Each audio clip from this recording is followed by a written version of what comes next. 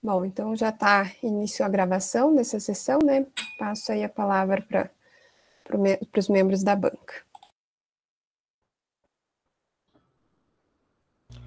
Eu só vou ver se ela vai conseguir entrar aqui, tá? Um minutinho, desculpa. Ok. A gente aguarda aqui um instante, tá bom? Tá Aí bom, a gente muito já obrigada. começa. Tá bom, obrigada.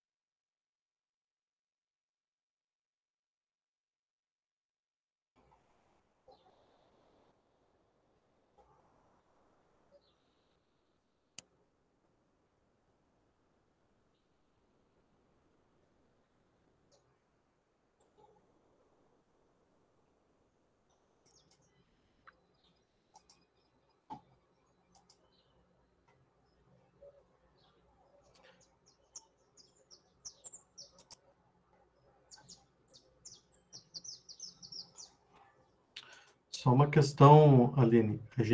Como a gente tem horário, né? A gente não pode esperar demais, tá? Então, se ela não conseguir entrar, talvez alguém tenha que apresentar ali, tá bom? Nós temos horário ali, né?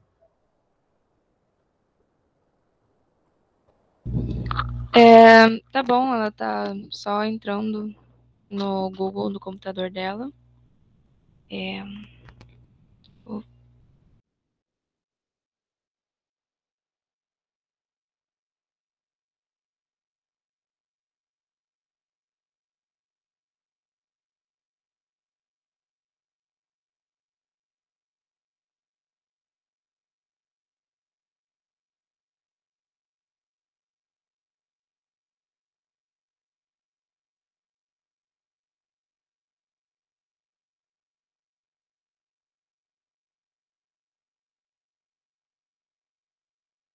Bem, desculpe o atraso, eu vou dar início à apresentação enquanto a minha colega não consegue entrar. Bem, nosso TCC, tá dando para ouvir? Só um segundinho, deixa eu só fazer a apresentação do trabalho de vocês, tá bom? Tá bom. Tá. Bom, pessoal, então nós vamos dar início aqui, né, à apresentação do primeiro trabalho, tá? Saneamento básico na ilha de Europinha, localizada no litoral do Paraná.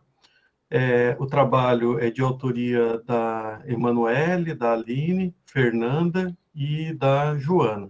Então, vocês têm 20 minutos para fazer a apresentação, 15 minutos e mais 5 minutos para a arguição, tá bom? Para que os membros da banca façam a arguição. Então, 15 minutos para a apresentação. Então, pode começar. Obrigado.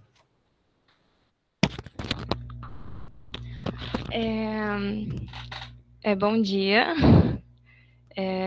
Então, o nosso trabalho, ele está em desenvolvimento, né? Eu sou a Aline Fernandes França, de nome 18, e eu estou fazendo esse trabalho junto com a minha amiga Emanuele Aguiar, de nome 18 também. A nossa orientadora é a professora Joana e a professora Fernanda. E a gente vai falar sobre saneamento básico na Ilha da Europinha, que é localizada no litoral do Paraná.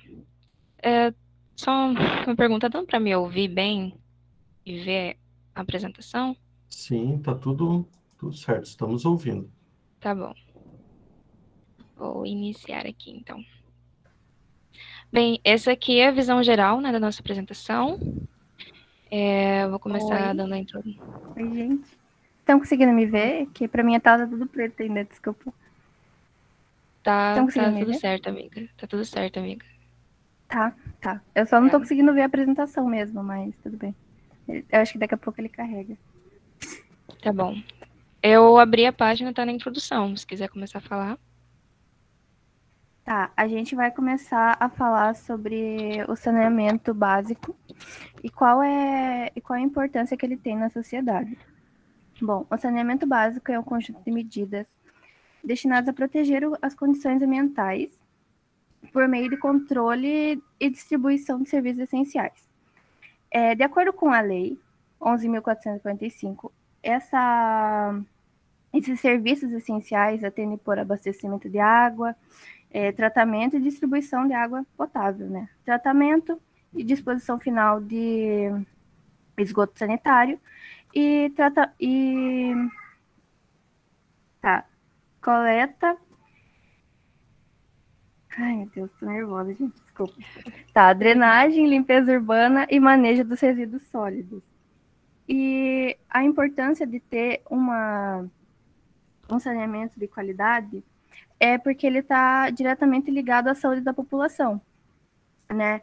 O saneamento está ligado com o bem-estar físico, psicológico e no desenvolvimento pessoal de cada indivíduo, seja ele de uma zona rural ou uma zona urbana. Então, a nossa pesquisa tem como base o cenário atual da Ilha da Europinha, que é localizada aqui no município de Paranaguá, no litoral do Paraná. É um lugar onde não há estudos muito aprofundados, né? Não existe pelo menos onde a gente viu, não existe um trabalho específico que fale só sobre a ilha. E também a gente levou em consideração, né, que é uma área de conservação da natureza e também a relevância social do local.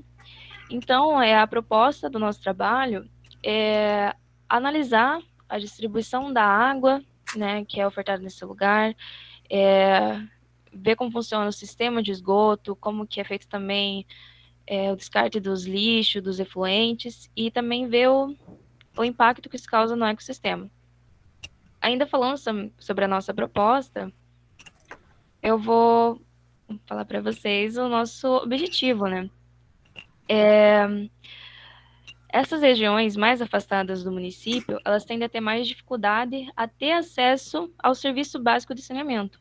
Então, o objetivo geral do nosso trabalho é realizar um diagnóstico da situação atual do saneamento básico lá na ilha, realmente visando a melhoria na qualidade de vida das pessoas que moram, né, naquela região, e talvez ser um ponto de partida para outros estudos, né, porque que as pessoas se interessem mais pelas regiões mais afastadas do município.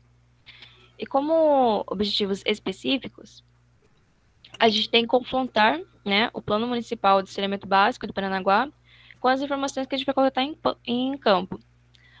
O Plano Municipal de Saneamento Básico são diagnósticos técnicos de cada parte do município, dizendo como que está funcionando o saneamento básico, como que está o saneamento básico em cada parte.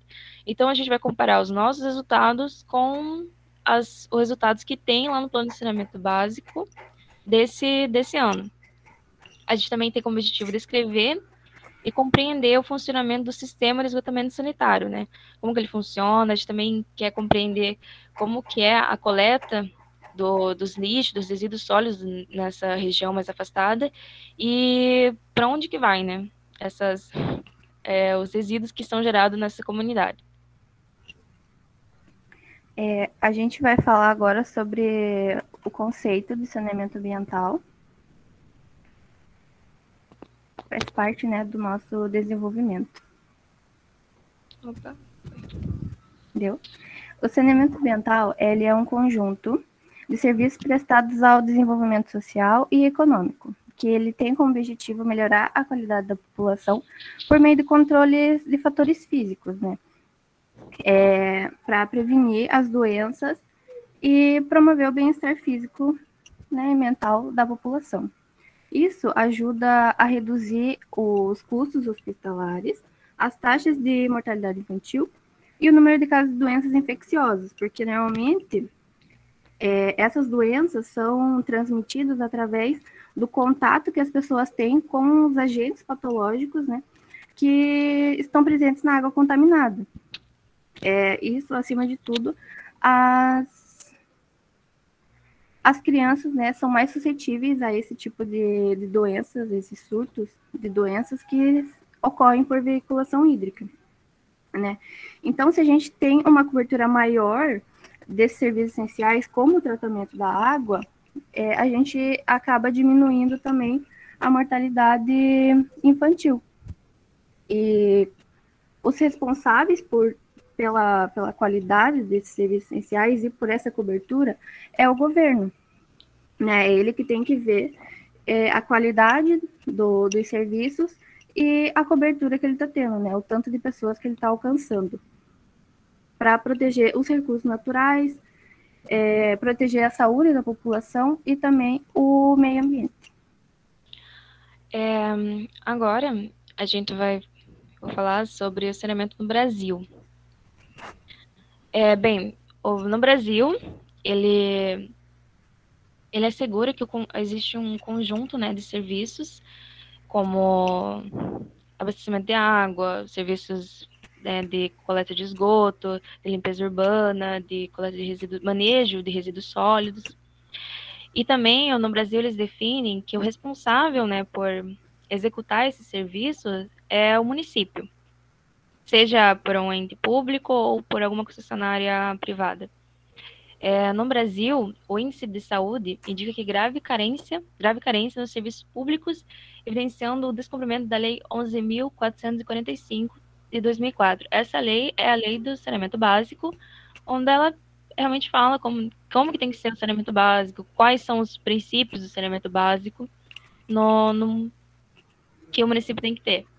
E de acordo com o SINES, 2019, o SINES é Sistema Nacional de Informações sobre Saneamento. Aproximadamente 16,3% da população brasileira não tem acesso à água. Isso equivale a aproximadamente 33.228.000 pessoas no Brasil que não têm acesso à água. No painel de saneamento, também dados de 2019, ele fala que 45,9% da população não tem coleta de esgoto e que 49,1% dos esgotos gerados não tiveram tratamento. Esses dados são atuais, né, e um tanto preocupantes, eu diria. Ainda mais, né, no Brasil, que são muitas pessoas, assim, sem acesso ao saneamento básico. Tá, agora, como saneamento básico no Brasil, a gente vai falar também sobre o saneamento básico em comunidades isoladas. Bom, segundo os dados do IBGE, né, que é o Instituto Brasileiro de Geografia e Estatística, os dados deles apontam que há 31 milhões de brasileiros morando em comunidades afastadas e em áreas rurais. Desses 31 milhões, 22%, apenas, né, 22%, têm acesso ao saneamento.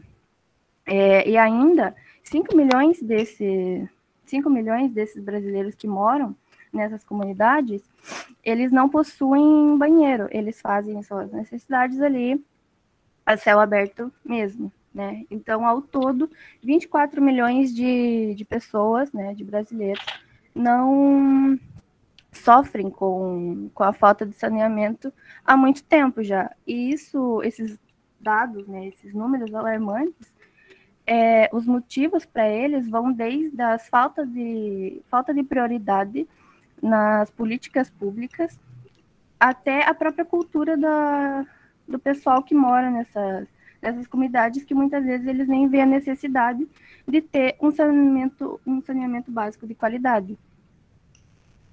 Bom, como referencial teórico, a gente procurou trabalhos e estudos de caso que tenham a ver com o nosso tema, né? E nisso a gente achou o estudo de caso feito pelo Gilson Teixeira, que é sobre saneamento ambiental na Ilha do Ouro, em Sergipe. Lá ele constatou que a água do pessoal não estava de acordo com os padrões exigidos pela OMS, né, que é a Organização Mundial da Saúde, que a água tem que estar sem cheiro, sem sabor, sem cheiro, sem sabor, sem cor também, e ela não pode estar com nenhum tipo de poluente que seja nocivo à nossa saúde, né? Ela tem que estar 100% limpa. E lá ele também viu que o pessoal não tinha sistema de esgoto, era só fossa rudimentar, sabe? Tipo, era só um buraco cavado no chão, que o pessoal fazia suas necessidades ali mesmo. E também que a coleta de resíduos deles não estava sendo suficiente para a demanda de lixo que a população estava produzindo, né? E também a gente viu nesse artigo de saneamento básico em comunidades isoladas no município de Itapetininga, né? Escrito e publicado pelo Anderson Cristiano ali, que com esse artigo ele tinha o objetivo de avaliar a eficácia e os pontos críticos do saneamento básico em comunidades isoladas. Ele viu que que falta políticas públicas direcionadas a essa área. E também ele viu, né, constatou que precisa de implementação de projetos adequados a cada lugar e que tenham técnicas simples, baratas e ecologicamente corretas. Só uma observação, tá? Vocês têm 2 minutinhos ali para terminar a apresentação de vocês, tá bom? Pois é, eu estou tentando falar rápido por causa disso já. Ok. Vamos falar sobre a nossa metodologia.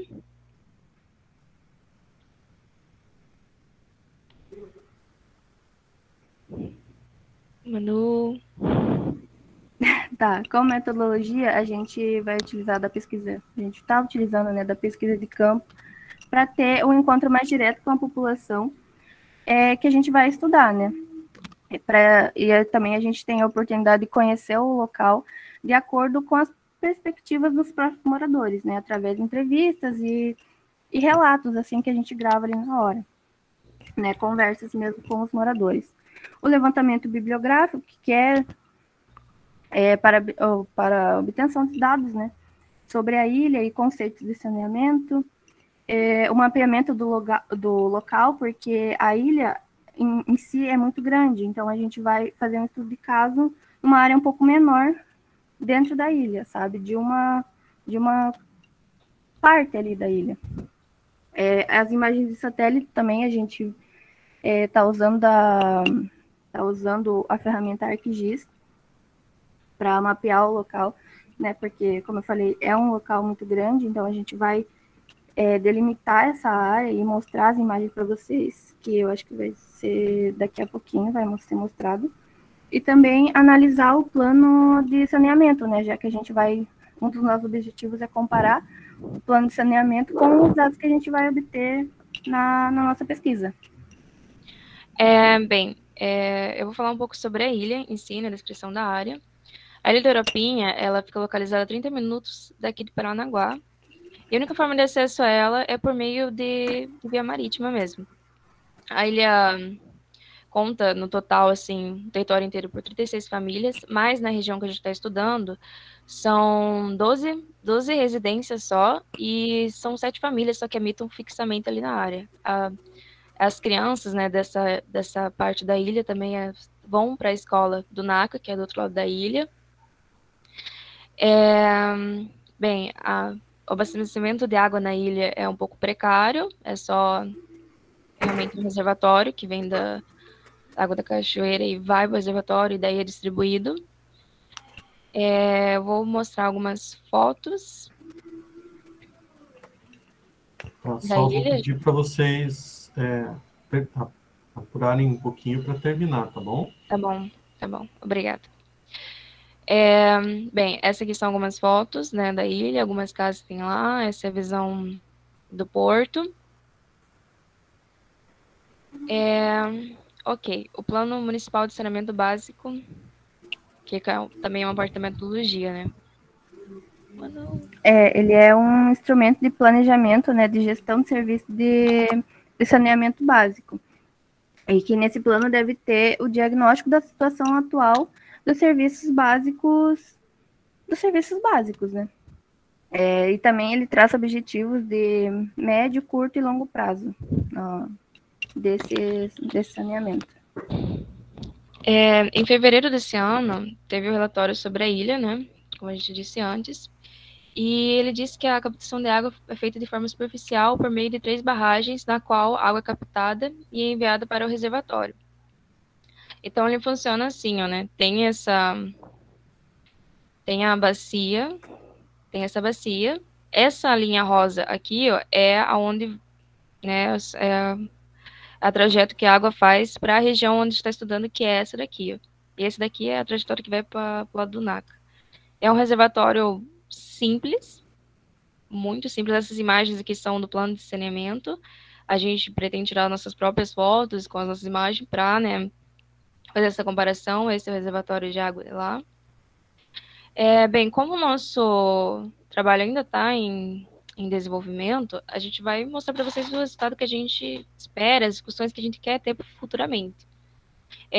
A gente quer apresentar o resultado das entrevistas que a gente vai fazer com os moradores, discorrer sobre o atual sistema de esgoto, né, que está lá e qual é o seu funcionamento, e sobre o descarte de lixo, que existem projetos que são feitos na ilha sobre para onde vai os resíduos. Existem projetos também de empresas aqui de Paranaguá que vão lá retirar alguns resíduos. Então, a gente quer falar sobre isso também, como resultado de discussão. Bom, e para finalizar, o que a gente concluiu até agora, né, as nossas considerações finais, são que, até o presente momento, as afirmações que estão no plano, que é sobre a água, que os moradores não querem ter o tratamento, isso é verdade. Tipo, a gente conversou com os moradores e eles não veem a necessidade para isso, sabe? Eles acham que a água está tudo certinho. E então essa afirmação, até então, é coerente com o plano. E é isso. Obrigada e mil desculpas pelo atraso. Pelo atraso e pelo meu computador ter desligado. É isso. Ok, obrigado, meninas. Agora a gente vai passar para a arguição, então parabéns aí pelo trabalho de vocês. Tá? Obrigada. Então, a Heloísa e a Silvana gostariam de começar aí com a arguição? Tem alguma questão?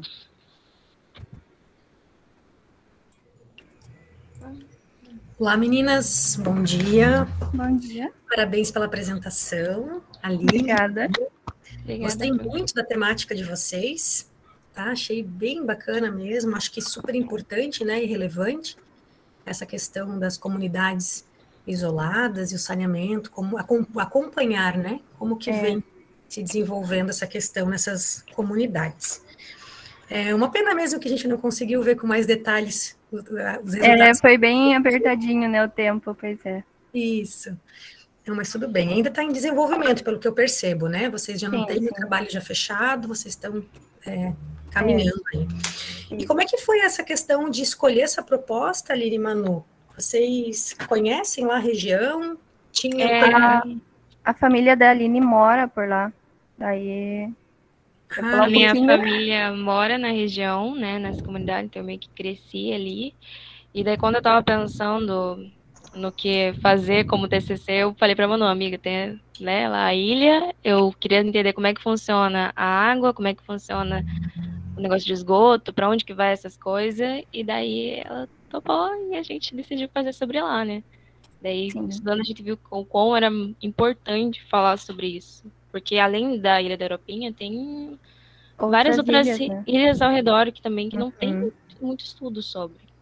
Nossa, excelente, eu gostei bastante, tá? Eu parabenizo vocês pela escolha do trabalho, e eu só queria poder entender um pouquinho, se vocês puderem falar rapidamente para a gente, sobre como que vocês estão planejando fazer isso. Vocês têm acesso, vocês vão para lá, a Aline vai normalmente para lá?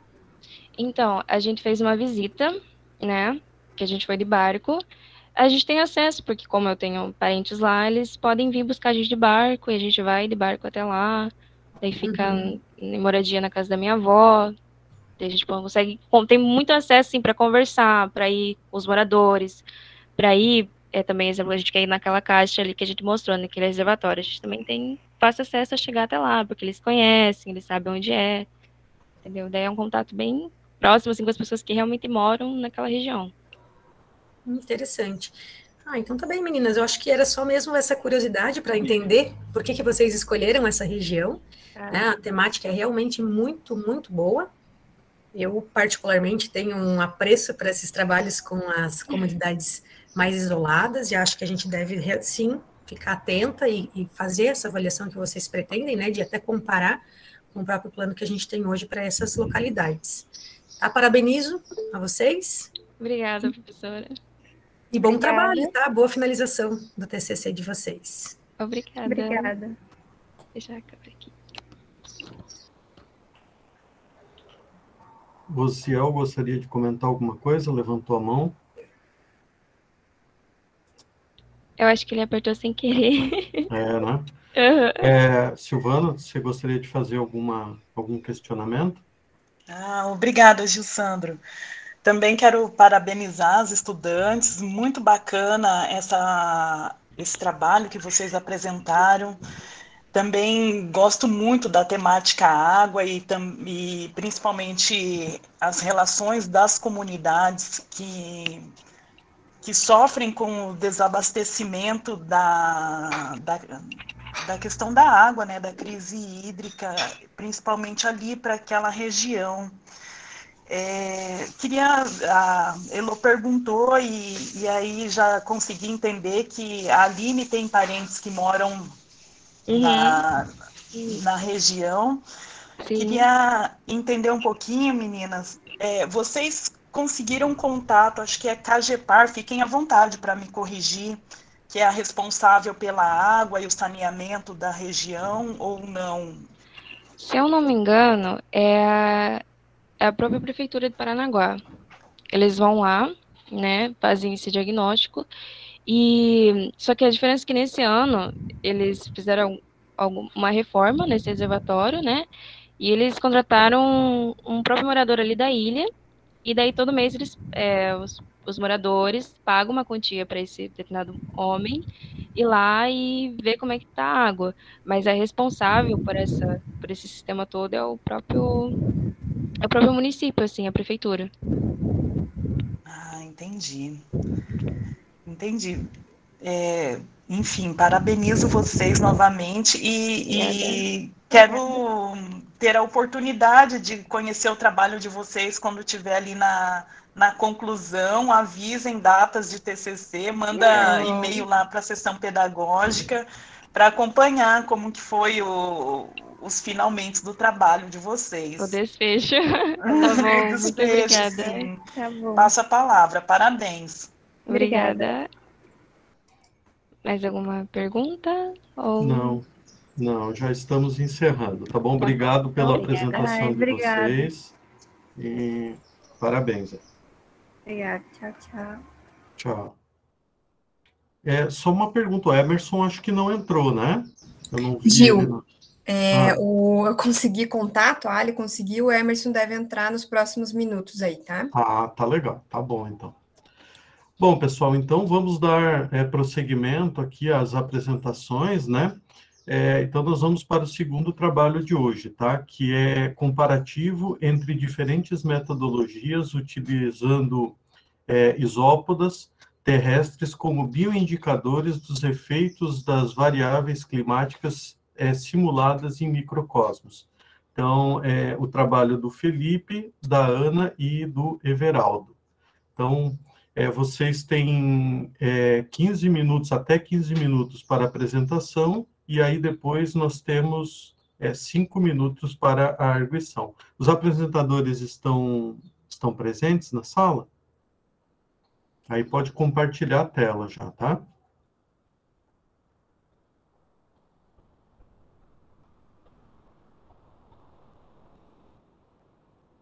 Felipe, Ana, estão presentes?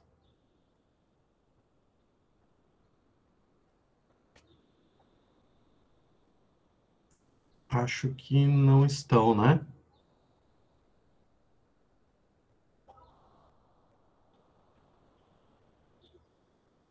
Vocês estão conseguindo me ouvir? Estamos sim, Jussandro. Ah, tá. É porque, de repente, o meu computador aqui que pode ter dado um Mas problema. os alunos parecem que não estão presentes, que é o Felipe e a Ana Carolina, né? Carolina, isso, é. Bom, então acho que nós podemos dar prosseguimento, né, para o terceiro trabalho, então. Então, vamos passar para o próximo trabalho, tá? O trabalho de número 16, com o seguinte título: Análise dos fatores que levaram à crise hídrica atual no Sistema Integrado de Abastecimento de Águas de Curitiba. Da Aline de Cássio dos Santos Alencar. Ela está presente?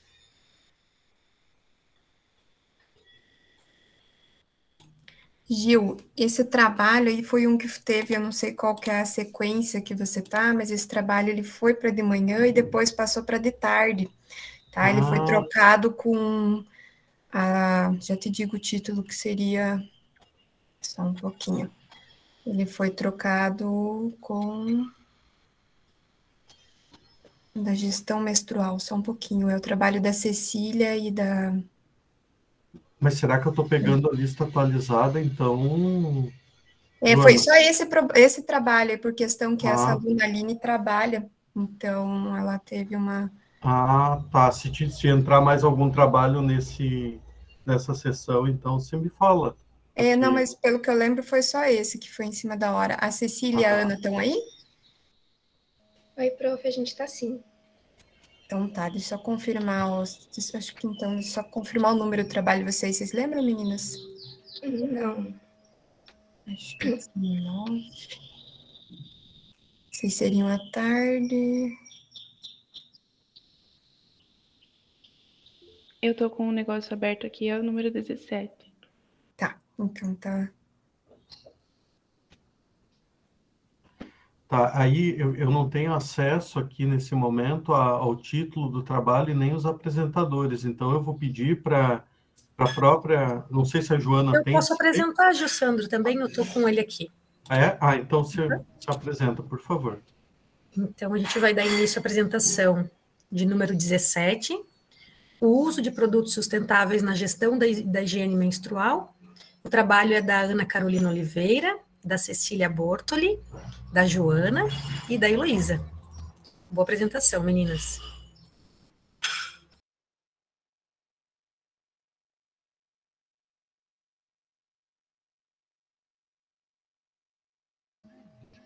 Estão conseguindo ver a tela? Estamos sim. Ok. Deixa eu abrir a minha câmera.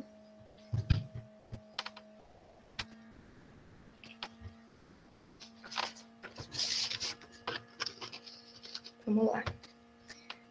Tudo certo, Ana? Posso começar? Opa, pode sim, Ju. Pode Ok, vamos lá. Bom dia, pessoal. Eu sou a Cecília e hoje eu e a Ana Carolina vamos apresentar para vocês a pesquisa do nosso TCC, que está sendo orientado pela professora Jana Zablonski e coorientado pela professora Heloísa Fernandes. E tem como título o uso de produtos sustentáveis na gestão da higiene menstrual dentro do IFPR Campus Paranaguá. Então, qual está sendo a ideia da nossa pesquisa? A ideia geral da nossa pesquisa até o momento está sendo tentar compreender as dinâmicas e os problemas acerca da questão da gestão menstrual.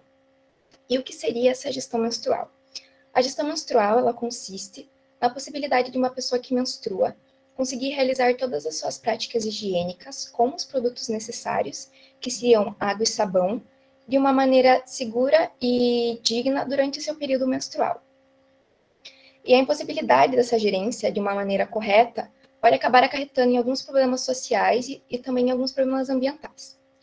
Então, a partir do momento que se identifica uma vulnerabilidade sociossanitária, uma dificuldade de acesso aos itens menstruais básicos e também a carência de instalações sanitárias, alguns problemas relacionados com a evasão escolar e com o descarte incorreto dos produtos menstruais começam a fazer parte do cotidiano dessas pessoas que fazem parte da população menstruante. Então, tendo em vista essas questões, a partir dessas questões da gestão menstrual, a área de pesquisa do nosso TCC está sendo o IFPR Campus Paranaguá.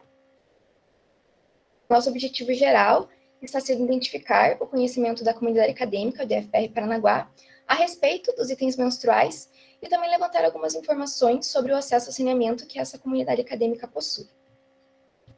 Os nossos objetivos específicos são investigar o destino de produtos íntimos descartáveis, reconhecer a acessibilidade e o papel ecológico dos itens menstruais, determinar como o saneamento básico precário pode vir a interferir no uso desses itens menstruais e também na saúde das pessoas que menstruam, e interpretar o papel das alternativas sustentáveis na redução dos impactos ambientais que são causados muitas vezes pelo descarte inadequado dos produtos íntimos descartáveis. Oi, bom dia, eu sou a Ana Carolina e eu vou comentar um pouquinho sobre o desenvolvimento do nosso trabalho. Então, vamos começar com o Brasil e sua vulnerabilidade menstrual. Dentro da realidade das pessoas que menstruam, o Brasil ele acaba expondo um contexto desigual acerca da gestão menstrual e da infraestrutura sociosanitária, onde 713 mil pessoas que menstruam não têm acesso a chuveiro ou banheiro dentro de suas residências. Sendo esses dados que acabam implicando na inviabilidade da prática da gestão menstrual, refletindo assim um problema social e sanitário que não permite o acesso aos itens necessários para a gerência correta desse ciclo, onde essa inacessibilidade é caracterizada como pobreza menstrual.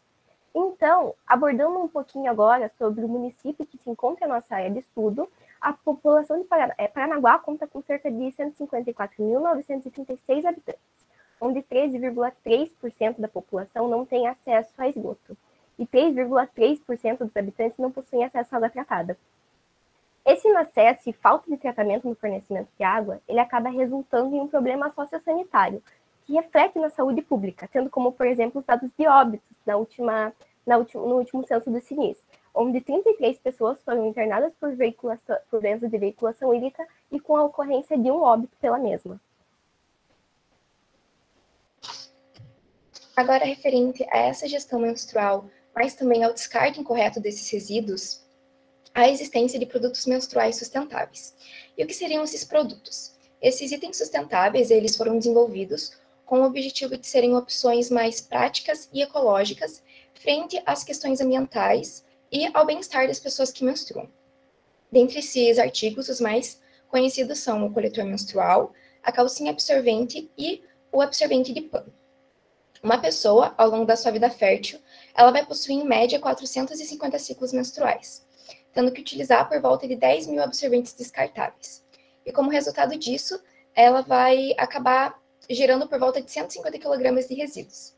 E se concentrando também no território nacional, aqui no Brasil, mensalmente são gerados por volta de 12 mil toneladas de resíduos menstruais, que muitas vezes acabam sendo descartados de uma maneira incorreta pelas pessoas que utilizam esses itens.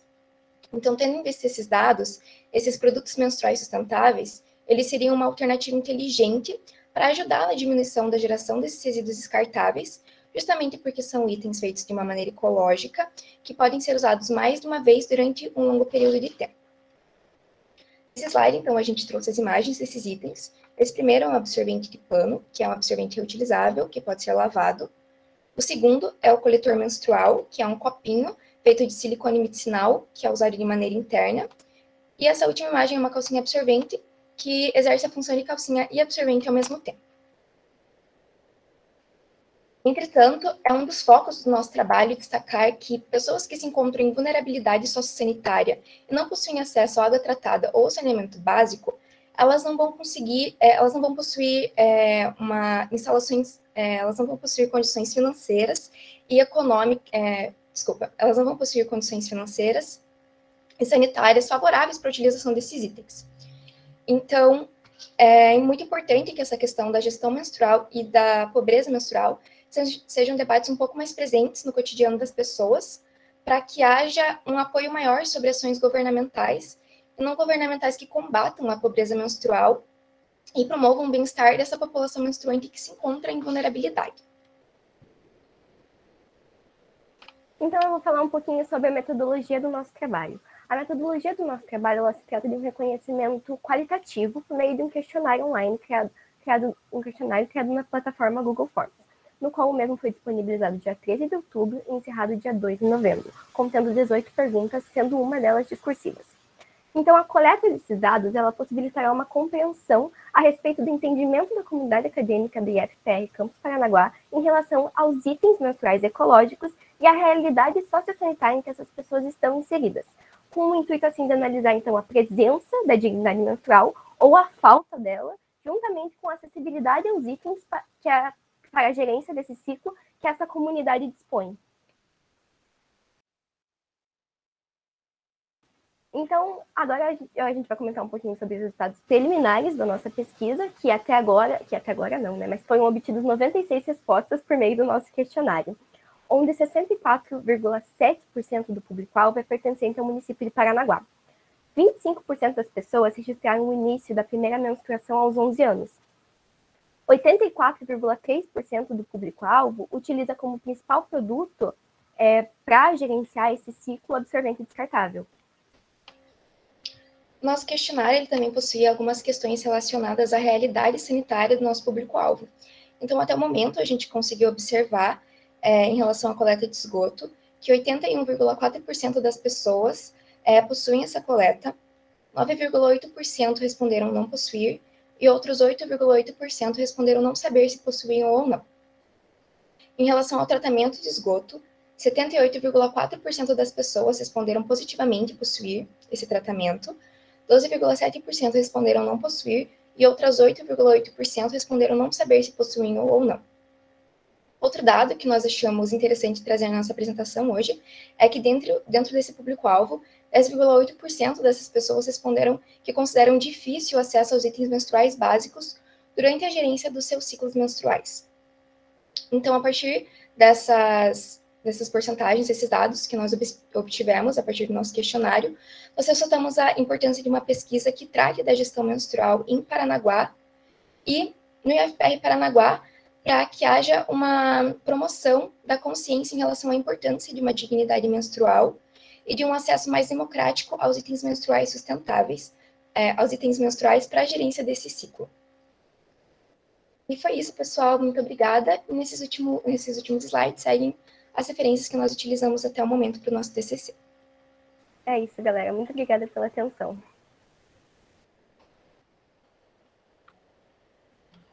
Obrigado, meninas. Parabéns aí pela apresentação de vocês. Tá? Agora a gente vai passar aqui para a fase das perguntas, né? Para a arguição da banca. Então, Heloísa e a Silvana e o Emerson. Bom dia, Emerson. Tudo bom? Vocês têm algum questionamento?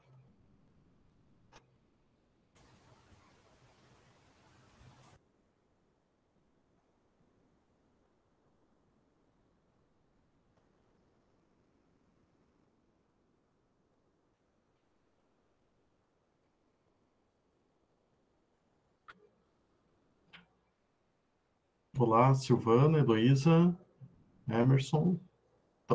Estão conseguindo me ouvir? Sim, ouvimos bem, Gilsandro. Ok. Obrigado.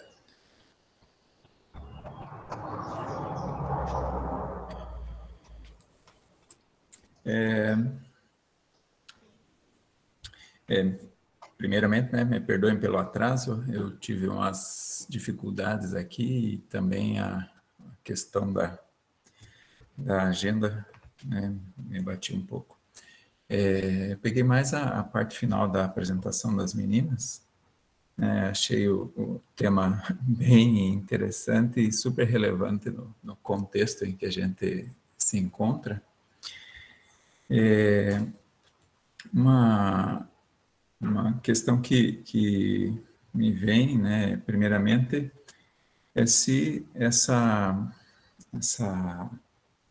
apresentação inicial que vocês deram sobre esses valores estatísticos, vocês falaram que estão, né, com resultados preliminares. Quais seriam, né, as próximas etapas e o quanto isso avançaria, né, em resultados em relação a essa análise que vocês apresentaram inicialmente?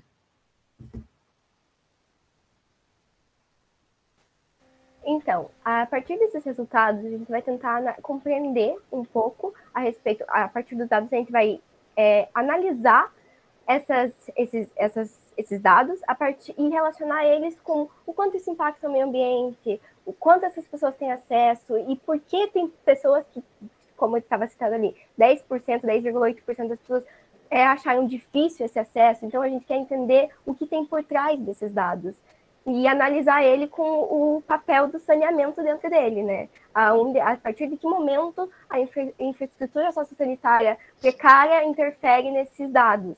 Onde na nossa metodologia, na nossa referência bibliográfica, a gente percebeu que tem muitos poucos dados que falam sobre isso, tem muitas poucas fontes bibliográficas que relacionam, né, esse sistema sanitário com a gestão menstrual, com o meio ambiente. Isso, então a gente vai tentar analisar isso e tentar trazer uma nova referência, né, a ponto de mostrar dados com os impactos ambientais que isso pode causar.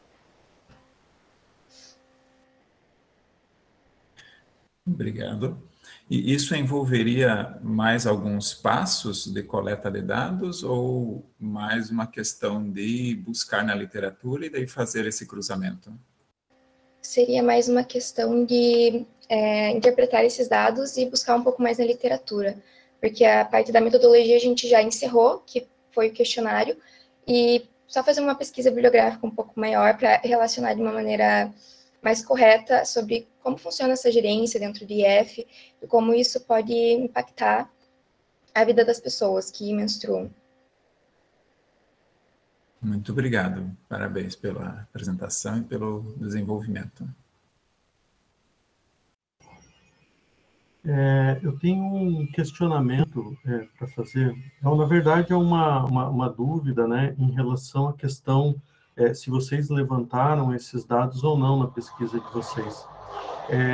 Quando vocês apresentaram ali os dados, o uso de absorventes descartáveis é quase 85%, né? Algo próximo disso, né? E aqueles outros itens, então, corresponde a aproximadamente 15%, em grandes números, assim. Por que isso acontece? Por que esse número, né, dessas opções mais ecologicamente adequadas não é adotada? Isso é uma questão cultural, é uma questão de acesso, custo? O que acontece? Não sei se vocês chegaram a levantar isso na pesquisa.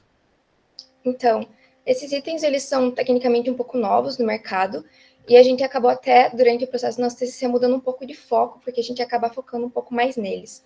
Só que durante as nossas pesquisas, a gente percebeu que muitas pessoas não usam tanto eles por conta dos seus preços, né? São itens por mais que eles possam ser usados durante, 6 anos, 3 anos, dependendo de cada item, eles têm um valor inicial que acaba sendo pesado para muitas pessoas. E pessoas que não possuem banheiro dentro de casa ou não possuem água tratada, elas não vão ter como gerenciar esses itens, porque muitos deles precisam ser lavados, precisam ser higienizados com álcool, com água fervente, uma água limpa. Então, tem pessoas que elas não possuem acesso nem ao absorvente descartável, que seria uma opção mais barata. Então, esses itens sustentáveis, eles acabariam sendo muito inacessíveis, por mais que eles sejam uma opção muito interessante para ajudar na diminuição desses resíduos, sejam os itens bem ecológicos. Outra coisa que eu queria falar é que dentro do nosso questionário ele estava qual era a motivação por trás das pessoas.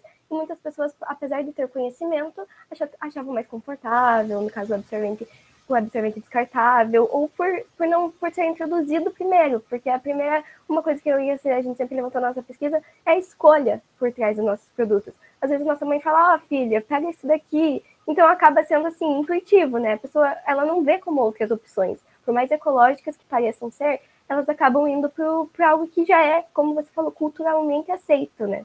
Então, como são novos ainda, a gente está tentando mostrar um pouco esse viés que, por motivação não só ambiental, mas também social e conforto. É possível, né, juntar tudo isso. É interessante, né? A gente consegue perceber que, aparentemente, coisas que estão separadas e não tem correlação, a gente observa uma forte correlação. Então, essa questão da gestão menstrual com a questão do saneamento, que nós estávamos discutindo de uma certa forma agora há pouco, que era numa região específica, mas de uma certa forma isso é ampliado para todo mundo. Então, se você não tiver, de fato, acesso a saneamento, né, água limpa, né, fica difícil fazer também a gestão, né? Então, e isso também, eu percebo que está associado também com outras questões. Então, você comentou ali do primeiro contato, né, que a pessoa tem com um absorvente descartável. Então, você já percebe que também tem uma questão da indústria da propaganda, né, envolvida. Quer dizer, que é apresentado, é a propaganda que você vê na televisão, você não vê outras opções, né? Então, essas coisas, de uma certa forma, estão associadas e correlacionadas. Mas parabéns pelo trabalho de vocês, é um trabalho de extrema importância aí. Tá bom? Obrigado. Muito obrigada.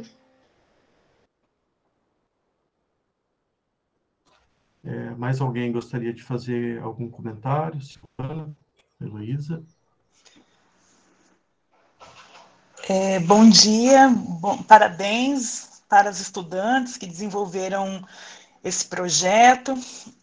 Eu já fui contemplada nas perguntas do Gil Sandro, mas gostaria de abrir o microfone aqui, abro o microfone, né, só para parabenizar vocês e os dados que vocês levantaram até agora são chocantes. A gente não para pensar na quantidade de ciclos e na quantidade de resíduos e na quantidade de pessoas sem acesso ao mínimo necessário para fazer a sua higiene. O trabalho de vocês é muitíssimo importante.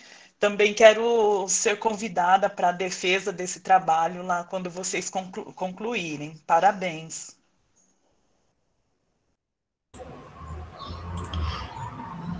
Olá, meninas. Ana, Cecília. Muito bem apresentado o trabalho. Parabéns mais uma vez, né? Eu acho que foi de muito assim de encontro ao que as meninas aqui todas da sala, eu vejo que tem muitos parabéns ali pela proposta, né? O tema é realmente muito relevante, tá? Eu nem sabia, na verdade, Gilsano, se eu podia comentar por ser co-orientadora, por isso que eu deixei para falar agora no final e deixar mesmo para parabenizá-las pela apresentação, tá? E pelo andamento do trabalho, que está, né, em vias aí já de finalização mesmo. E é isso, tá? Eu queria mesmo só dar os parabéns para vocês pela apresentação. Obrigada, prof.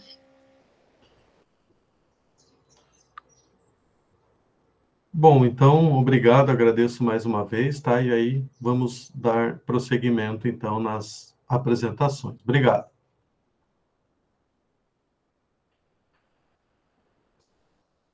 Bom, pessoal, então vamos dar aqui prosseguimento, vamos falar, então, sobre o trabalho de número 19, tá? Sobre análise do fluxo de resíduos sólidos em áreas de manguezais, um estudo de caso no Rio da Vila, em Paranaguá, Paraná, de autoria da Thaís, Ana e do Alan. Então, os apresentadores estão preparados já? Sim, eu vou apresentar. Tá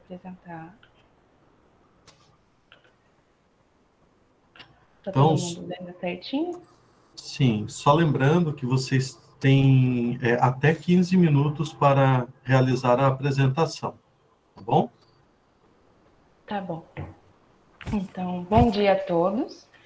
Eu me chamo Ana Beatriz e, junto com a Thaís Assumpção, vou apresentar o resumo do nosso trabalho de conclusão de curso, intitulado como Análise do Fluxo de Resíduos Sólidos em Áreas de Manguezais, um estudo de caso no Rio da Vila, em Paranaguá, Paraná, que se encontra em andamento. Nós somos da turma de Meio Ambiente 2018 e estamos sendo orientadas pelo professor Alan Paul Crelli.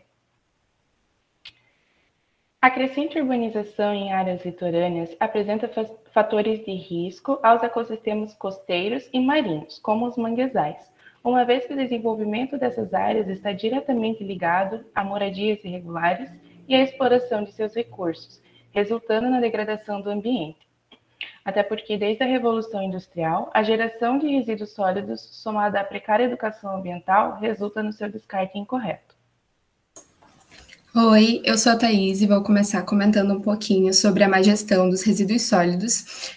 Por parte do município de Paranaguá, ocorre uma falta de fiscalização e de investimento no âmbito da coleta seletiva, que afeta diretamente as áreas litorâneas da cidade, uma vez que as destinações irregulares de resíduos em manguezais causam a vulnerabilidade do ecossistema, interligado à falta de conscientização ambiental da população parnaguara.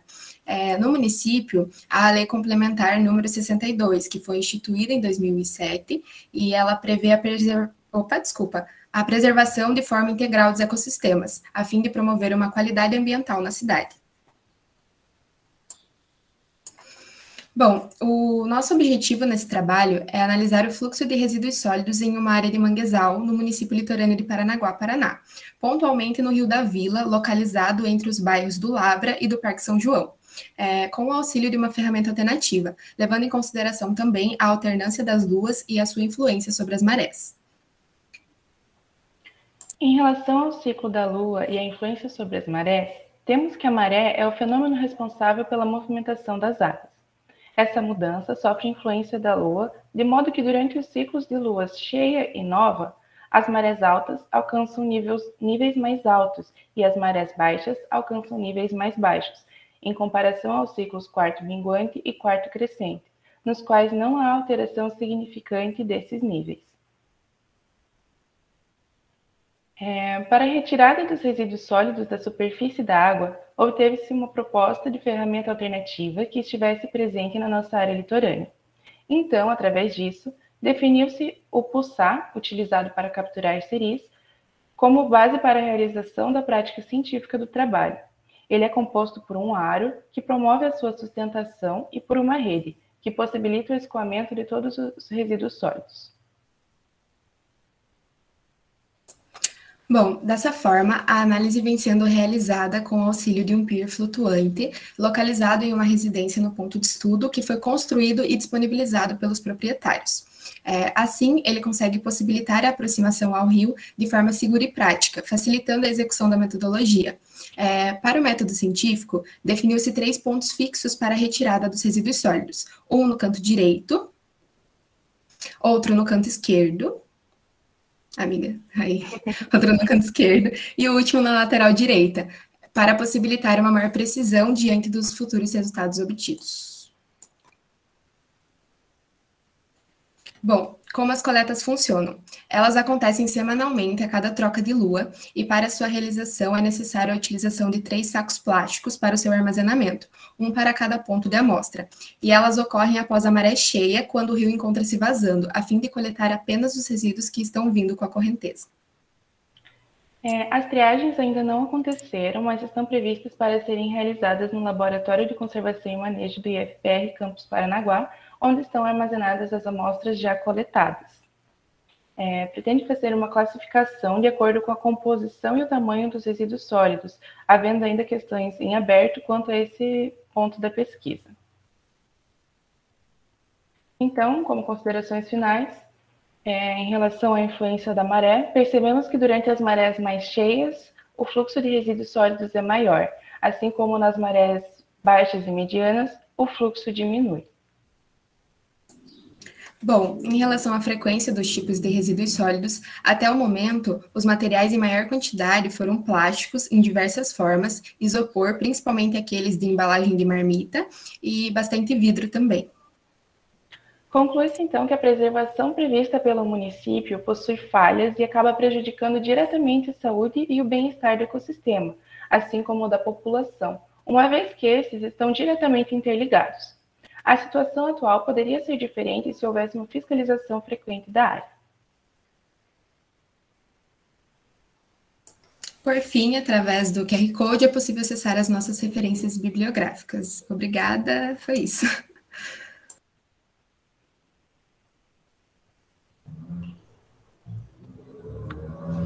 Ok, obrigado pela apresentação de vocês, parabéns aí pela apresentação. Então, vamos dar início à sessão de perguntas, né? Ó, tem muitos parabéns aí no chat.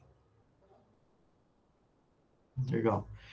Então, vamos dar início aqui às perguntas. Então, o Emerson, a Elo, a Silvana, se tiverem perguntas aqui para fazer. Jussandra, eu vou começar, se os demais, né, me permitirem também, que eu tenho que sair daqui a pouquinho, tá? Ok. Então, vou começar aqui, Thaís e Ana Tavares. Parabéns, meninas, pela apresentação, que bacana, né? Que legal esse trabalho para ver essa questão dos resíduos sólidos que estão presentes aí nessas áreas, né?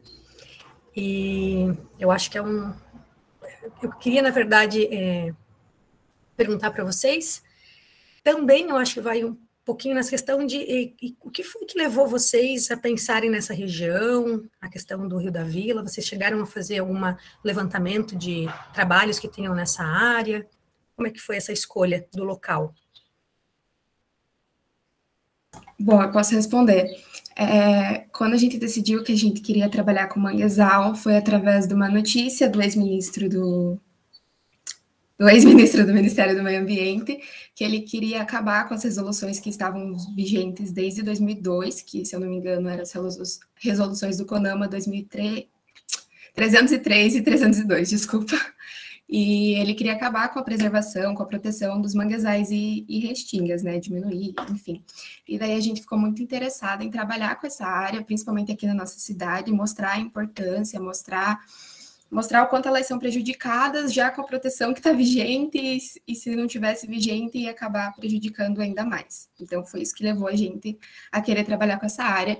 Inclusive a gente tinha decidido outros pontos, a princípio ia ser na ilha, mas depois a gente mudou e até chegarmos nessa. Por conta da segurança mesmo de fazer pesquisa nesse local. Posso fazer uma observação? Ana, Thaís, parabéns, né? Excelente apresentação. E realmente eu acho que o fator, Elo, foi a questão da segurança, né?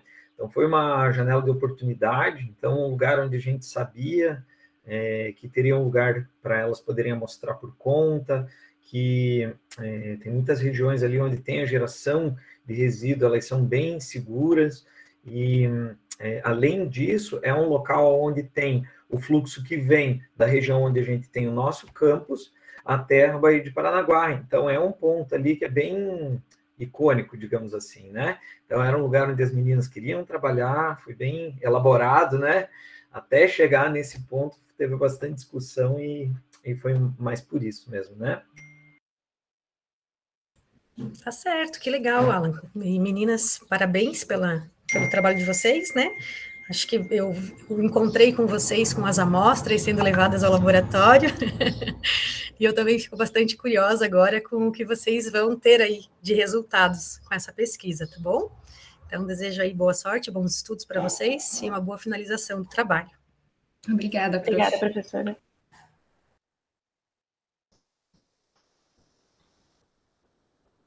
Silvana e o Emerson têm algum questionamento?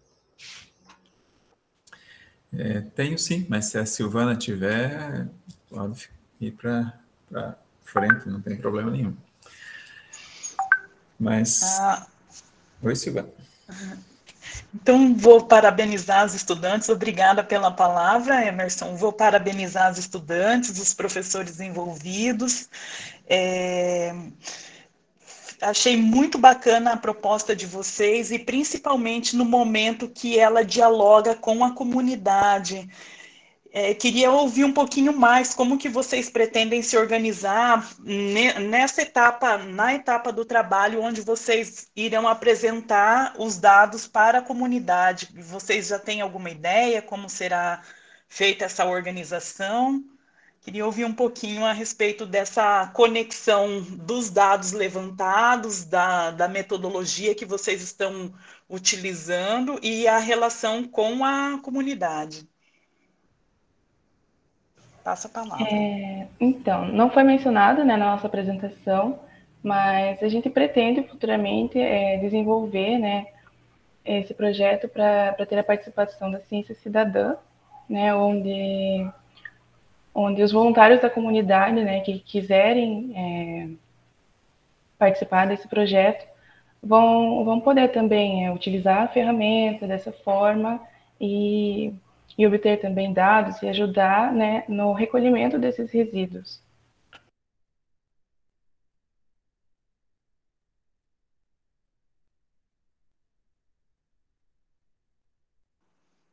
Obrigada. Passo a palavra para o professor Emerson. Bom dia, obrigado, Silvana. Parabéns, meninas, parabéns, professor Alan.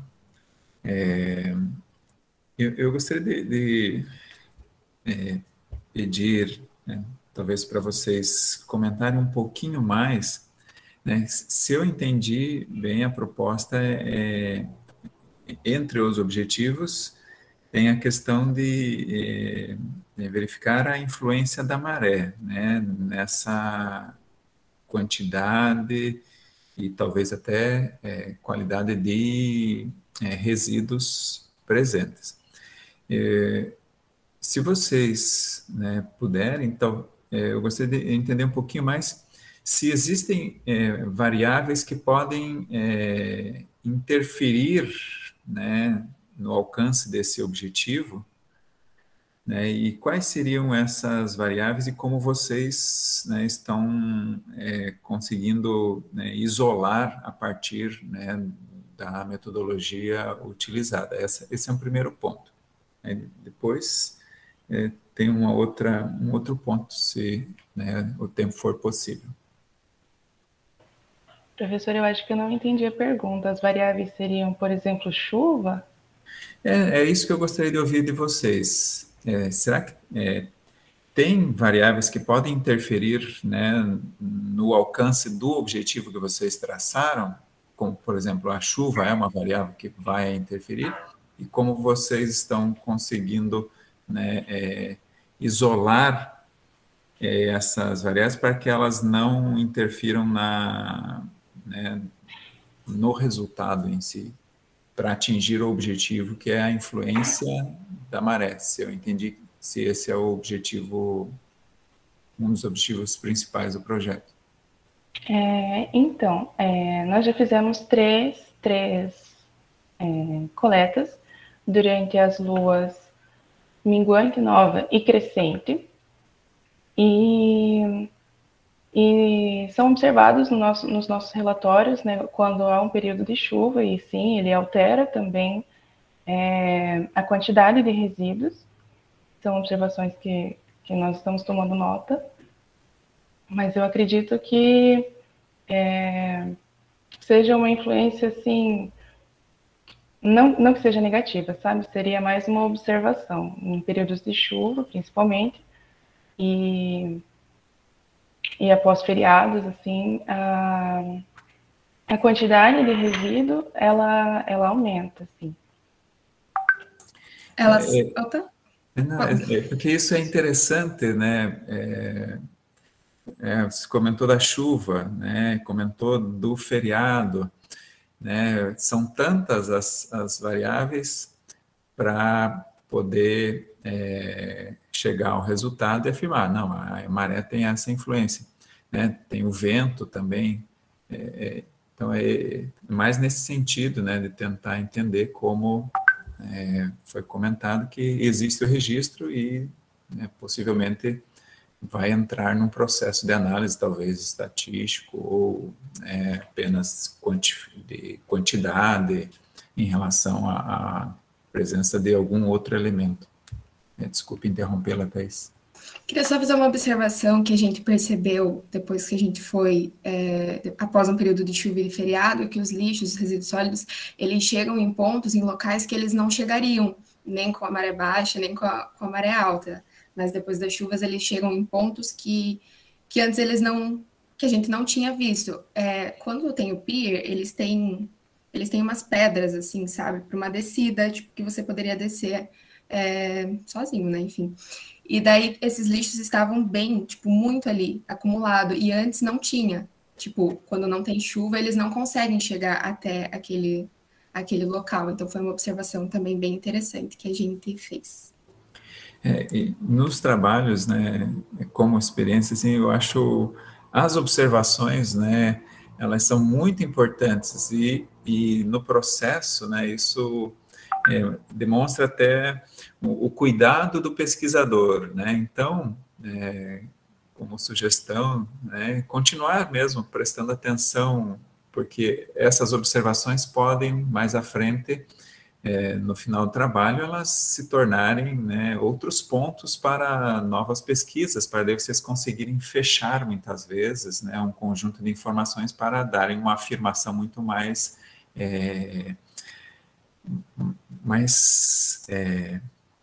contundente, né, ou com um pouco mais de certeza. E um segundo ponto que vocês comentaram que... Posso só fazer uma observação? Que isso é tão importante, a tua pergunta, que ela é uma linha de pesquisa que as pessoas estão tentando organizar para fazer modelos que consigam prever com maior acurácia esses fatores que influenciam na quantidade de lixo que a gente encontra. Então, chuva interfere, vazão interfere, a proximidade a centros urbanos interfere, a maré. Daí depois tem um outro ponto, né, que a Thaís e a Ana, elas só estão trabalhando com a maré astronômica, né? E a gente também tem a maré meteorológica, que é assim, se chover muito, ventar muito, tudo isso interfere na circulação, né, dessa água. Então, realmente, isso daí talvez quando eu me aposentar a gente tenha algo próximo de ter uma simulação próxima de algo da realidade. E o último ponto, se ajustando a permitir pelo tempo, é que vocês comentaram sobre a questão da fiscalização ser importante, né? Mas será que com relação sim, a fiscalização é importante, mas será que com relação a esses resíduos, um ponto também igual significância não seria trabalhos de educação ambiental, como, né, o que foi comentado aí, de levar os resultados para a população depois, né, porque, em parte,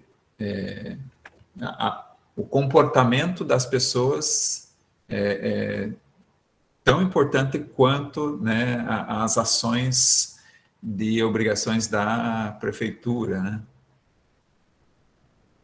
Bom, eu posso responder. A gente está fazendo essa pesquisa numa residência em que, em conversas com os proprietários, eles falaram que eles querem tornar a casa deles totalmente sustentável. Então, eles estão usando painéis de energia solar, captando água da chuva, coisas bem interessantes.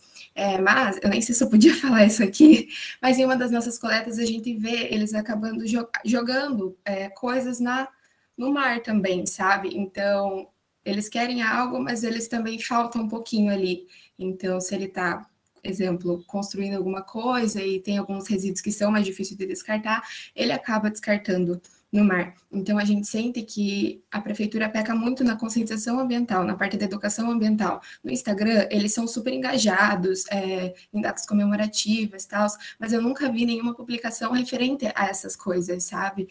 A educação ambiental, a parte da coleta, a parte de como as pessoas devem separar os resíduos sólidos e tal. Então, por isso que a gente quis colocar um pouco mais dessa fiscalização e embutir também com a educação ambiental. Em questão da fiscalização, o nosso ponto que a gente colocou ali foi mais a questão de que as pessoas têm o livre acesso a essas áreas, então elas podem despejar tudo que elas querem. A gente já chegou a ver geladeira, já chegou a ver muitas coisas, e daí foi mais nessa parte mesmo. Obrigado. E só para finalizar, finalmente, né, um comentário, né? Eu tenho esperança que isso está mudando, porque a gente vê, né, em vários locais, inclusive no Brasil, né, um movimento para a aproximação, né, da natureza com os usos urbanos, né, uma reaproximação, uma reintegração. Então, eu penso que a gente está num momento em que essas ações, né, de repensar, né, de repensar as ações, elas estão num processo de mudança, né? No Brasil talvez um pouco mais lento, mas já há no mundo um movimento, né, e nesse sentido, principalmente para os locais urbanos, né, pela associação dos planejamentos com a ecologia. Então, eu vejo como um movimento crescente. Então, né, é o meu ponto de esperança, né, dentro daquilo que eu tenho visto. Obrigado. Parabéns pelo trabalho, meninas, professor Alan. Né, sempre uma ótima orientação. Obrigada. Então, obrigado aí, Emerson, Alan, né, Silvana também. Eu tinha um único comentário, a gente já está com o tempo um pouco apertado, então vai ser, na verdade, uma pergunta bem periférica, na verdade, tá? Em relação ao trabalho de vocês. Vocês chegaram a ver outros fatores também. Então, o trabalho ficou muito claro, que é gestão de resíduos sólidos, né? Mas vocês chegaram a pesquisar se tem algum trabalho também com outros resíduos, como esgoto, produtos químicos na região, ou se chegaram a ver alguns trabalhos relacionados a isso? Não, a gente focou mesmo nos resíduos sólidos, apesar de ter observado na nossa área óleo ali junto com os resíduos, mas não foi o nosso foco de pesquisa, a gente acabou não vendo essa parte. Uhum. Porque de uma certa forma, né, essas coisas estão todas associadas, né, esses resíduos, assim, e eles também são muito impactantes, ainda mais em região de mangues, né? Então, mas claro que não dá para não dá para vocês fazerem tudo, né? Então, focaram numa... Uhum. E é interessante, a gente tem observado resíduos que estão bem... eles não estão decompostos, mas verdes, assim, garrafas PET já todas verdes, assim, cheio de... Tem até planta, assim, já, sabe? E tem a vegetação ali ao redor, né, do pier, e eu percebi que desde a primeira vez que a gente foi, tem uma sacola presa num galho de árvore, bem do lado, e ela não saiu dali até agora. E desde a primeira vez que a gente foi lá, já se passaram, acho que a gente foi em setembro ou outubro, a primeira vez, então já tem um bom tempo e ela continua lá. E quando a maré ela tá mais baixa, dá para observar do outro lado do rio, nas raízes, né, das árvores, principalmente sacolas e plásticos assim agarrados, né, nessa vegetação.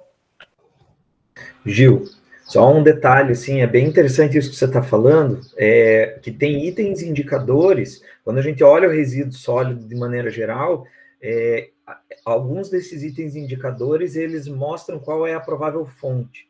E alguns deles, como, por exemplo, né, produto de higiene íntima, cotonetes, eles são indicativos de que eles vieram pelo esgoto. Então, esses itens são indicadores de que existe um outro problema associado. Pellets, né, que são aquelas pequenas esferas plásticas que são de origem portuária, que são os materiais virgens, chegam até determinados lugares, até ali, né? Então, esses, apesar de ser tudo resíduo sólido, eles mostram um pouquinho também as outras origens deles e possíveis outros caminhos. Tá bom, então, obrigado pela apresentação de vocês, tá?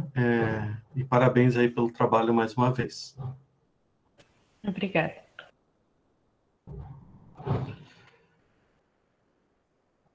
Bom, pessoal, então vamos dar aqui prosseguimento, né, ao trabalho 22. Então, o trabalho 22 é a educação maker e o ensino à distância diante da pandemia. Dos autores Márcia, Franciane, Lígia e Wagner.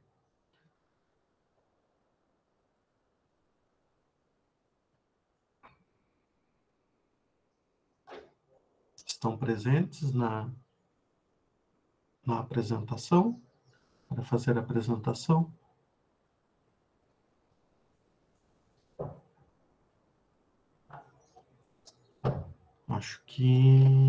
Acho que não, né?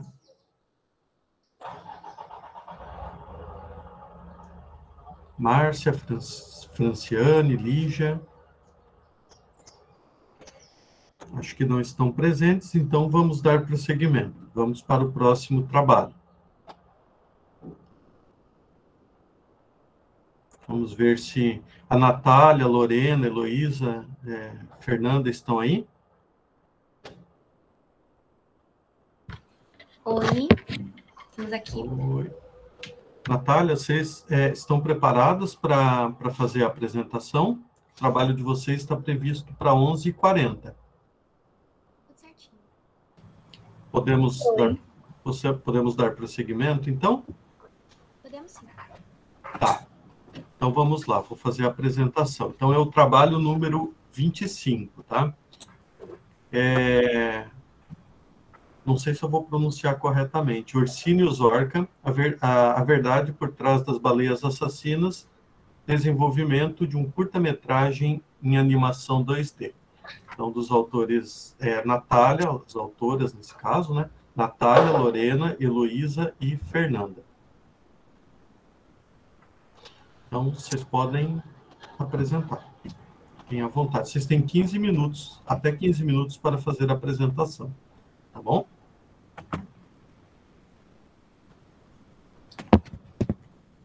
Então... Bom dia, meu nome é Lorena.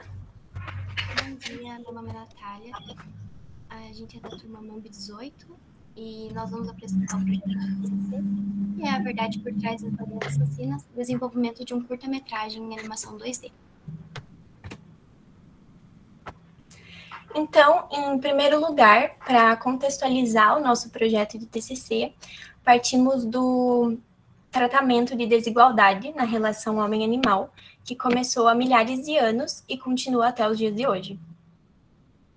Isso caracteriza o especismo antropocêntrico, que é basicamente a concepção que coloca o ser humano como superior e como a única espécie sujeita de direitos. E, por meio dessa relação de dominância, os animais são muito utilizados na indústria de entretenimento, na qual são mantidos em cativeiro e constantemente submetidos à exploração. Quando são confinados, eles estão impedidos de manifestar seus comportamentos naturais, o que leva ao surgimento de anormalidades em seus hábitos e modo de vida, podendo gerar consequências físicas e biológicas, como, por exemplo, as mortes prematuras, a carência de estímulos cognitivos, os problemas de saúde, a qualidade de vida prejudicada, etc.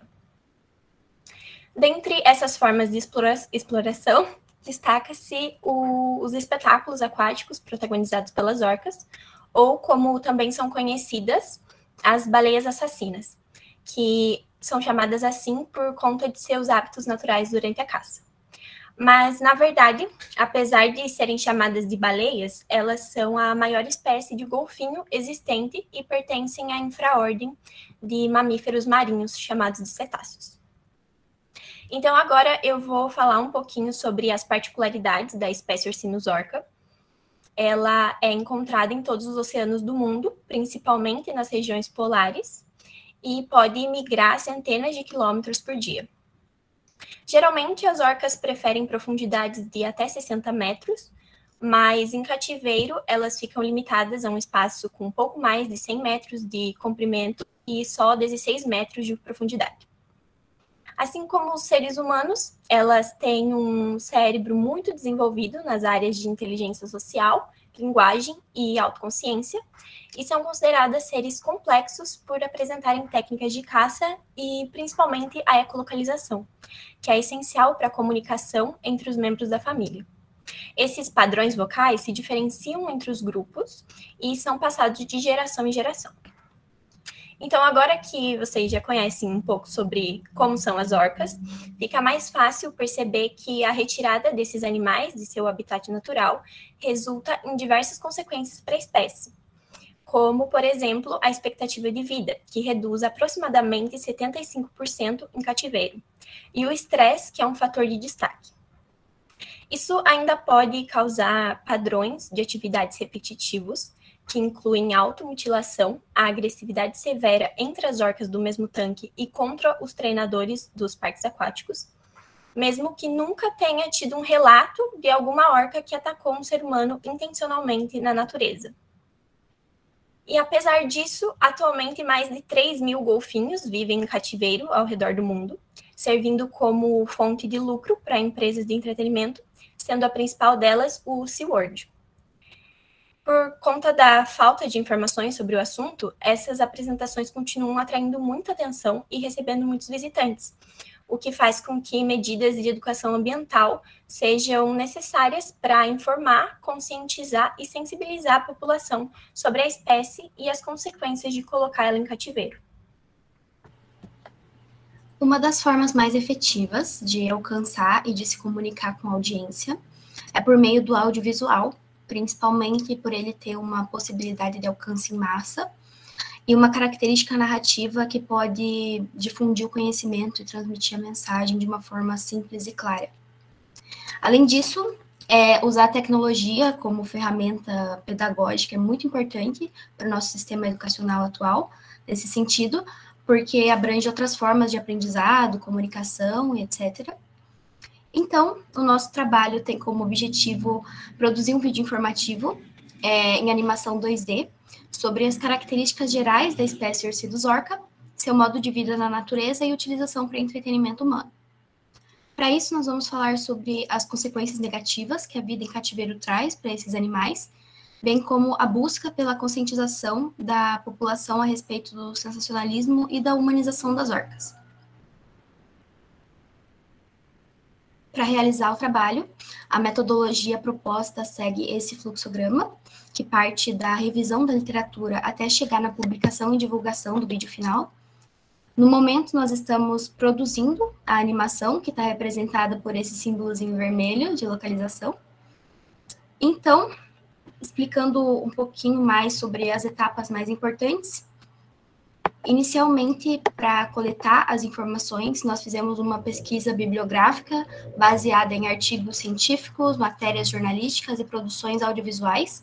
Principalmente dessas produções, né? Principalmente foi o documentário Blackfish, que foi lançado em 2013 e causou muita indignação no público, porque ele contou a história da orca mais famosa do SeaWorld, que esteve envolvida com vários incidentes agressivos, assim. Então, o documentário juntou vários depoimentos de ex-treinadores, especialistas e visitantes, com relatos que revelaram toda a crueldade e exploração que tem por trás dos shows, né? E o impacto psicológico e físico do cativeiro sobre as orcas. A partir da pesquisa, então, nós elaboramos um roteiro descritivo que se divide em tomadas e takes, contendo as informações que vão compor a narração do vídeo, junto da base de ideias escolhidas para o produto final.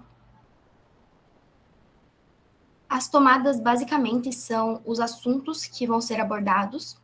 Então, a primeira tomada fala sobre as características gerais e anatomia da espécie. A segunda fala sobre o modo de vida delas na natureza. A terceira fala sobre as orcas no entretenimento, as consequências disso e os casos brasileiros. A quarta e última tomada dá mais destaque para a orca mais famosa atualmente, né? E também fala sobre qual será o possível futuro dessa indústria. Cada uma das tomadas tem mais ou menos 10 takes, que são as cenas, onde a gente descreve o que exatamente a gente quer mostrar naquela parte da animação, né? Com base na narração que vai naquele tópico. Mesmo que a gente tenha feito assim, a revisão da literatura lá no começo do trabalho, ela permanece constante, porque a gente está sempre pesquisando e precisa pesquisar mesmo para fazer a própria animação em si. Então, com o roteiro pronto, nós partimos para a elaboração das ilustrações. E é nessa parte que o projeto cria vida, digamos assim, porque elas têm um papel muito importante como recurso educativo nesse caso.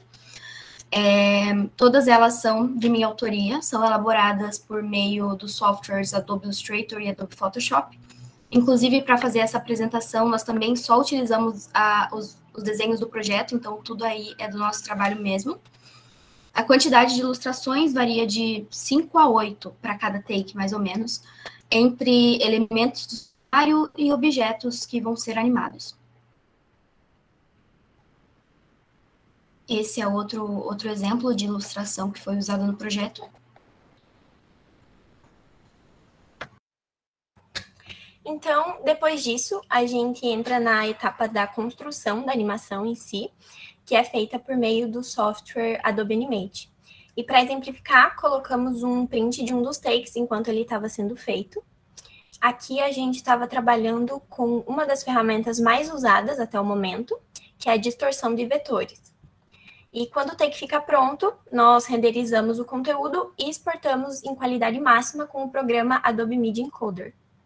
Então, os próximos passos serão a escolha de efeitos sonoros, a gravação da narração, seguindo para a edição final do vídeo informativo, a disponibilização dele no YouTube de forma gratuita e a divulgação.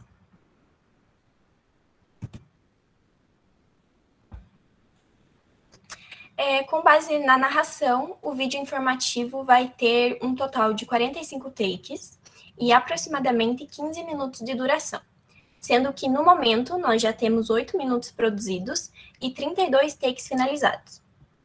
Até agora, temos também um total de 170 ilustrações feitas e estimamos que esse número passe de 290 no final do trabalho. Também esperamos como resultado que o produto final possa contribuir de forma efetiva para a comunidade científica. Assim, o trabalho e o curta-metragem em animação 2D vão servir como uma importante ferramenta de educação ambiental, subsidiar debates acerca das problemáticas apresentadas no vídeo e auxiliar na conservação da espécie Ursinus orca. Agora, a gente queria poder passar os 8 minutos do nosso vídeo, que já estão prontos, mas o tempo de apresentação é muito curtinho, então a gente escolheu um dos 32 takes que já estão prontos para exemplificar e mostrar para vocês. Pode passar. Como a narração só vai ser aplicada na próxima etapa do trabalho, o vídeo ainda está sem áudio. Então, para contextualizar, essa parte está fazendo referência à forma com que as orcas se organizam em seus grupos familiares, quando elas estão em seu habitat natural. Diferente de qualquer outra estrutura social de mamíferos, elas ficam com a mãe durante toda a vida, né? Uma sociedade matriarcal, que é representada pela fêmea mais velha, por isso a ideia da coroa. E essa parte também vai introduzir a explicação de como elas se comunicam entre si, que no caso é por meio da ecolocalização.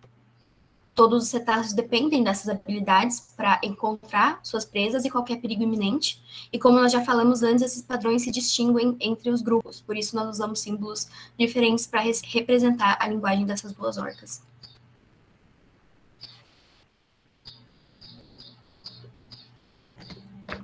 Para finalizar, então, aqui a gente colocou alguns dos principais artigos que a gente usou na base teórica do trabalho. E é isso, gente. Obrigada pela atenção. A gente queria agradecer também as nossas orientadoras, que é a Heloísa e a Fernanda. Muito obrigada. Obrigada. Obrigado aí pela apresentação de vocês, né? Parabéns aí pelo trabalho, tá? E que ainda, imagino que tem um trabalho grande ainda até a finalização, né? Essas animações costumam dar bastante trabalho, mas costuma ficar muito bacana e ser bem recompensadora. Tem um impacto, acho que grande, assim, em divulgação e tal. Então, parabéns aí. Então, vamos dar início aqui às perguntas, né? Se o Emerson, a Silvana, né, tem alguma pergunta. Acho que a Heloísa não está, né? Ela também é orientadora do trabalho. Então, o Emerson e a Silvana têm algum questionamento?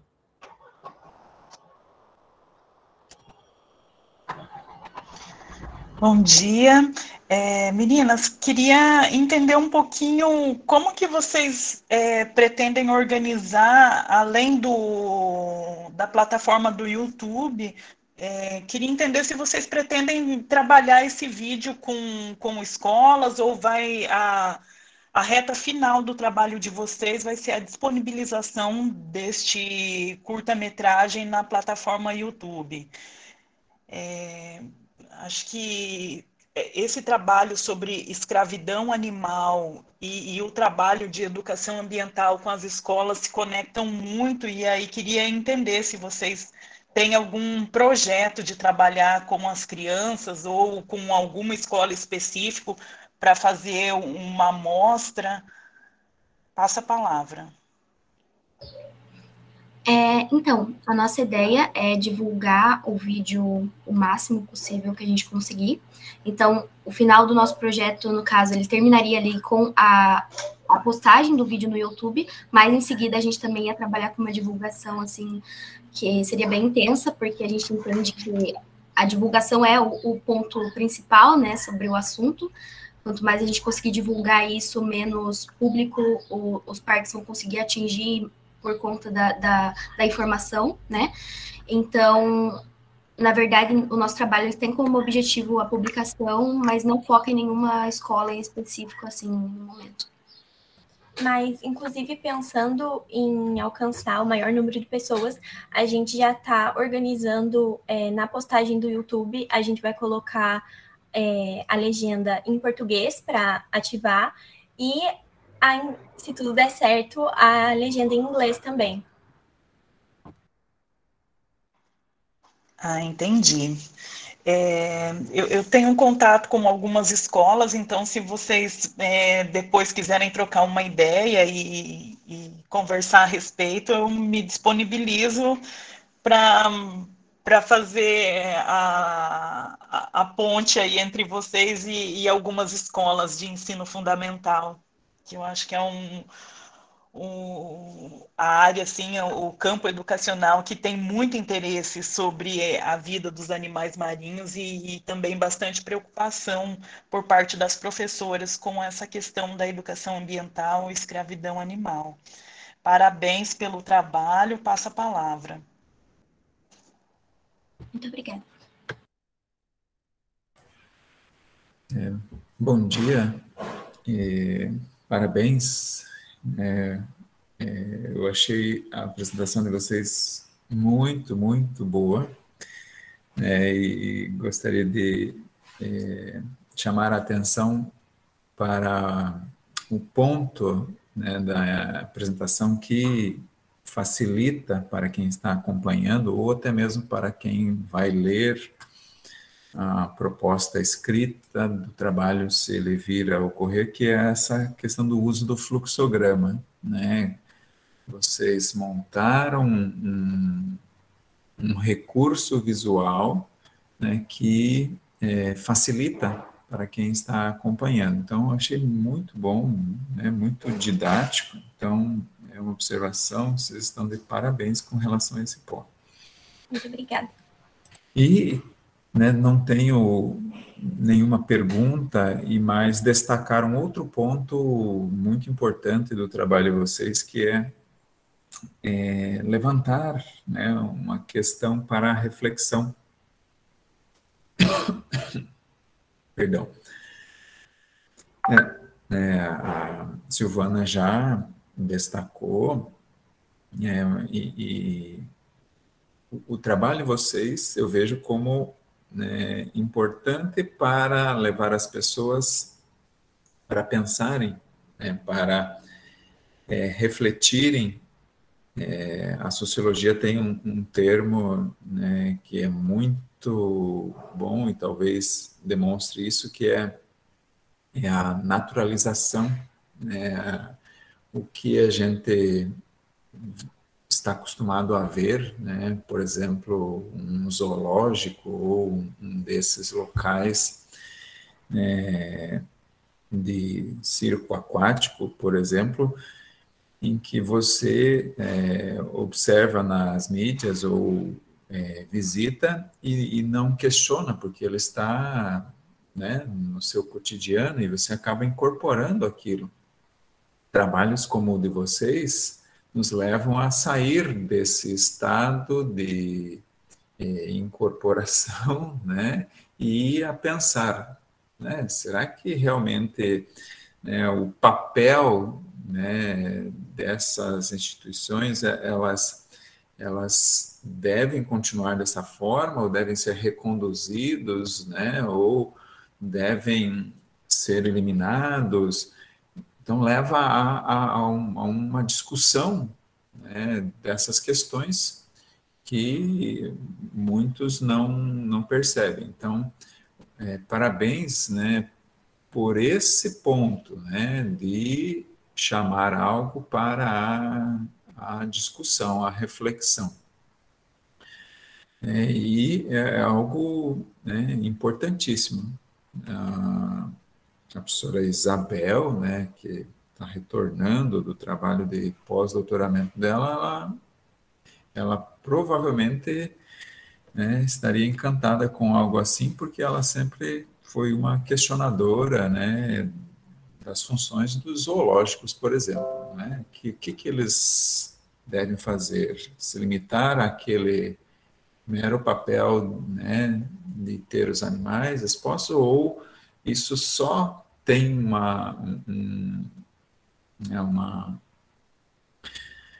qual seria a melhor palavra, né? Um respaldo se estiver associado a outras questões, e não apenas isso. Então, é uma discussão muito presente hoje, né, nos meios acadêmicos e, inclusive, né, público para instituições como essas.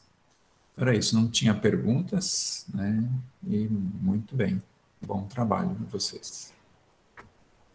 Muito obrigada. Parabéns mais uma vez. Eu sempre fico assim muito encantado quando eu vejo esses trabalhos bem feitos assim de animação, porque eu não tenho nenhum talento para desenho, faço um bonequinho de palito e mal feito ainda. Então, quando eu vejo esses trabalhos muito bem feitos assim, eu, fico impressionado. Parabéns. Eu tenho uma pergunta só em relação a essa questão da orca, né? Quantas, se vocês pesquisaram e tem esse dado, assim, quantas baleias dessa vivem em cativeiro pelo mundo? Se tem alguma no Brasil, eu não faço ideia se tem alguma dessa no Brasil ou não. Então, sobre isso... Responder, eu ia comentar, como a gente falou ali, de cetáceos, né? Tem mais de 3 mil.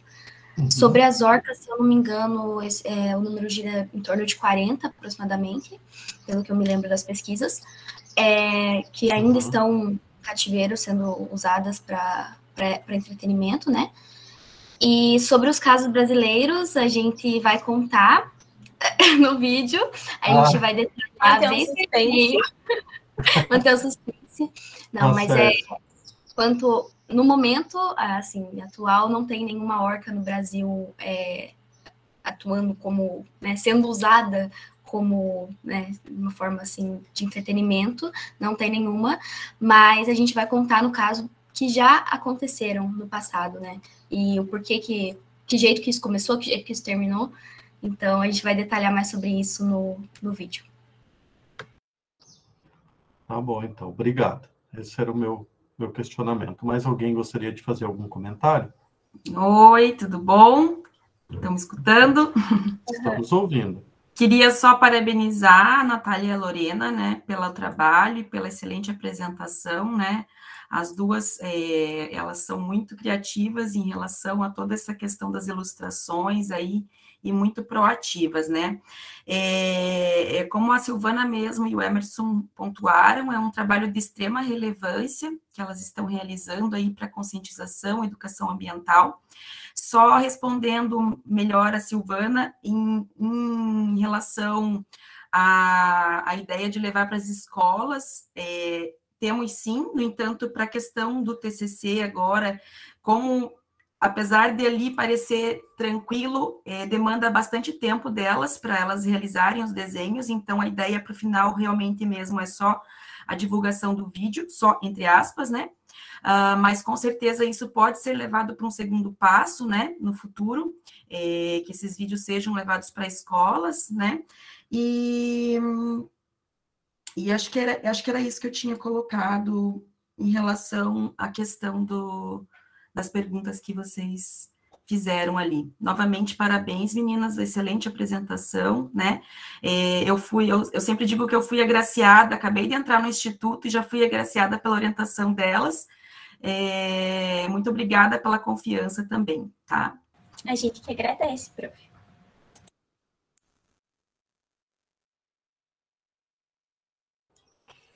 Bom, então com isso nós podemos encerrar aqui a apresentação de vocês.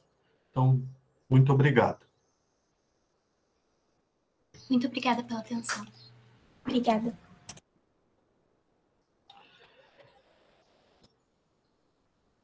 Bom, pessoal, então acho que com isso nós encerramos aqui a apresentação dos trabalhos, né? Só vou verificar se algum dos autores do trabalho anterior, a Márcia, a Franciane, Lígia e o Wagner estão presentes. Não, né? Então, com isso, nós encerramos os trabalhos de hoje. Acho que você está falando com... o microfone está fechado, Joana. Não, tudo bem, eu vou encerrar a gravação, então, Gil, só para confirmar, lembrando ao pessoal que vai ficar disponível no canal do YouTube, se alguém perder alguma coisa, tá? Tá legal. Então, com isso, nós estamos encerrando a sessão de hoje, tá? Eu gostaria de agradecer mais uma vez aí a Joana, o Emerson, a Silvana, a Heloísa, né? E todos os presentes aqui nessa sessão. Então, muito obrigado a todos e, com isso, nós estamos encerrando. Tchau.